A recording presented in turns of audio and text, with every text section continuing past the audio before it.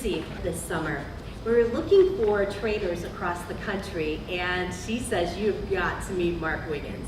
This guy is awesome, and I just have to tell you, after hours on the phone, this is actually such a gift for us. We stole him from Washington, D.C. today. We flew him in because Mark is not only a speaker, a coach, and an author, he is on the national stage, and you have a program in front of you. I think he's on page 7, and Pam's right next to him. What you'll see is he brings energy, resources, and experiences that now have led him to the national stage. He is a leader and a trainer. We are so blessed to have Mark join us today and share a sample of his leadership training, which we are now using in our Brand Plus Team Equals Revenue training because it's that good. So we only have him for 24 hours. Enjoy every moment. Mark, join us.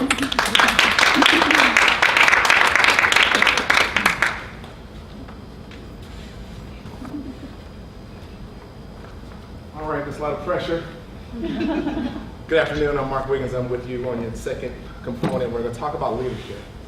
I have a program called the 6 Tools of Leadership. There's 6 tools that I have used to teach corporations, teams, businesses, units to help get them to the next level. These aren't final tools. These are not the only tools. They're called tools because I need you to add them to your toolbox. They need to be added to what you already do, to what you already have to become a better leader. Everybody say better. Better. That's what we want to be about. We're going to be better. So let's look at the basic 6 tools. So what is a tool? The tool by definition is a tool of utility or a feature that helps to complete a task or set a task. Something an instrument that's apparently used in performing an operation or necessary in the practice of a vocation or profession. Like a scholar uses books as part of their tools. So what is leadership? Well, we all know, and I looked this up again to make sure this wasn't wrong. They define leadership in the dictionary, or Webster's or whomever, as defined as active leading. Well, that's pretty vague. It's pretty vague, and it's also a conversation that we don't have with those we're training. You be a leader. You be a leader. I want you to lead right now. Step out there and lead. I coach kids in sports. Go lead. Mr. Coach Wiggins, what does a leader do?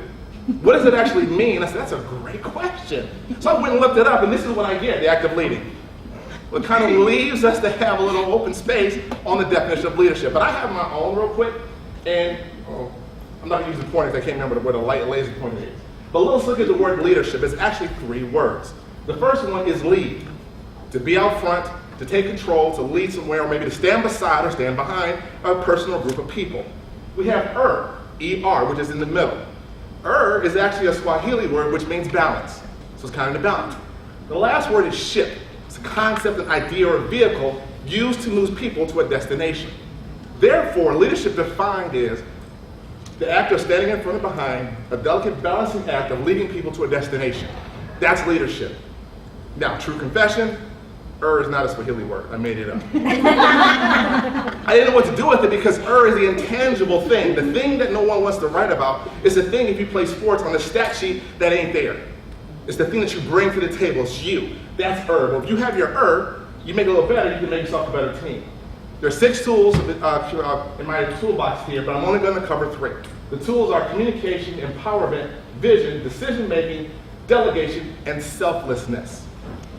We're only going to do 3. All right, power tools, here we go. Second tool, which is number 2 we're going to talk about, is called empowerment. Empowerment. What do we do to give our people the power to go do things? Sometimes people want to feel empowered. They want to hear from you saying, I believe in you. I trust you. You're good enough to go. You're ready to go. And when people hear that from their leaders, that they're trusting them, they're going to perform better. We empower somebody to give them the permission or power to do something abstractly, to give them the confidence to do something. If I empower you with the confidence to do what you have to do to reach our goal as a team, we win. A lot of leaders don't want to empower people, or they don't know how. They're afraid to because it involves a small thing called trust. You don't have the trust, it's hard to empower people. And most of the problem lies with you, not the people you're trying to train. All right? What happens? So let's talk about what happens when you empower people. What comes next? There's some things that they can do. I'm going to give you a couple of highlights. Decision making gives them power. You empower people, it gives them power to make decisions, the power to move forward. The second one here gives them a feeling that they make a difference to the team. By a show of hands, how many of you have actually received a great compliment from somebody you work with? Like, hey, great job on that meeting the other day. Way to go. A couple people in the room. I do this question all over the country, and rare is the hand of someone that got a positive feedback on something. And most of the people I talk to are over the age of 25. So what that means is we spend our whole day when someone's saying to us, nothing. I don't feel empowered. So we want to empower our people, make them feel better. And lastly, it increases one's level of positive self-image. I need positive people feeling good about doing positive work. Part of that is me as a leader filling the E-tank. I've got to be conscious to help them get to the next level. You got to be able to reach them and talk to them. Leaders motivate. Leaders motivate. One of the things I call power tools are the extra little thing that you can do when it comes to the tools of leadership. And this one is called the new definition of team. And briefly, we've seen the posters, teach together, we achieve and more, whatever that stands for. I saw the poster and said, you know what, I don't like that, I'm gonna change it. Team now means teaching encourages achievement and motivation. If you ain't teaching, you ain't motivating. If I'm not encouraging you and taking achievement, you're not really getting your team to move. Because achievement breeds motivation. You achieve a goal, I'm psyched to go do another one. I hit another goal, I'm gonna go back and do it again. So now if I'm training my team and teaching them, they're ready to go. Now my team is moving forward, and it helps with my brand as we move forward. So we wanna make sure we redefine team. Decision making. Another great tool of leaders. Decisions, giving someone the option of the outcome of the mental process, helping people to make better decisions. Everybody recognize these ingredients? You can make what with this? What can you make with this? Real quick, let's go. Cake, cookies, whatever. Okay, I put this in because I used to make cookies. In my former life, I was a cookie man. I had a cookie store in DC, and I'd make cookies all day, every day. From this base ingredient, I can make all kinds of cookies, right? So how does this fit into making decisions? Well, the bio-ingredients of making decisions are simple. The type of person you are, your likes and your dislikes, your values. Do you understand that your core values drive the decisions that you make? But if you're not aware of your core values, you're not making the strongest decision. So we need to understand what our core values are when it comes to making decisions, your beliefs. And of course, lastly, E, your knowledge and background. What you bring to the table directly affects how you make a decision. And if you're not clear, that affects the team. Good leaders need to understand what drives them in making great decisions. That's part of the bio-ingredient. Here's some good tools for you. The 80% rule. You don't need 100% information to make a good decision. A good, strong 75-80 will help you make some of the better decisions at where you are. You need to SWOT things. Strengths, weaknesses, opportunities, and threats. If you're a good coach and you don't know what your players can do and what positions to put them in, you're going to set yourself up for failure. I've watched the Browns from here and afar. But I've also been rooting for the Redskins, so I'm like, I don't win either way. And I watched them put the team in bad positions every single time. Do you really know what your team can do and where you need to place them?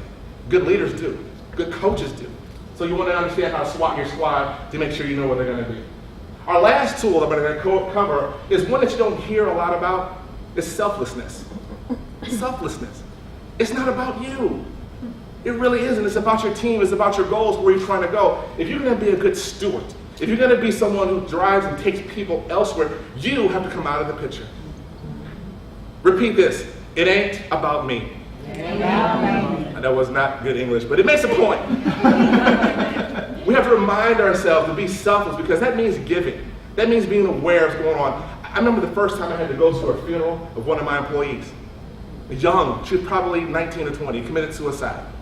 Nowhere in the manual did it tell me that I had to go to funerals and be there and walk by the family and have them say, thank you for allowing your daughter to work. No one told me that I had to be a pallbearer. No one told me that I had to help someone move because they're divorcing. No one told me that I had to come in and deal with a lost child. Nobody told me these things.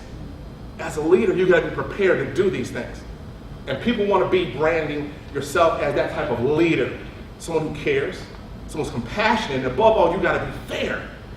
No one gets treated the same, but everybody can be treated fair. Learn that from coaching. Same thing applies here, right? Being selfless is next level conversation. Great leaders who want to move to the next level have to have the conversation about selflessness. How do we get our teams to do better? Because listen, while you're building your brand and you're trying to empower your team so they can give you more revenue, I need my team empowered.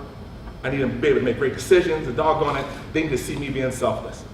I have a job during the day where I'm the executive director, and my retail operation is down here.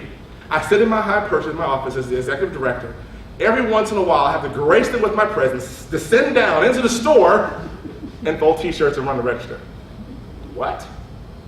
Now, every time I fold, it's never right, and when I get on the register, it's a little bit off. So I try to stay away from those places, but it's necessary for me as a leader to do the things I used to do when I climbed the ladder to get where I am right now. I can do them, I'm just a little bit rusty. But when I step behind the register, my team, oh, Mr. Wiggins is working with us right now.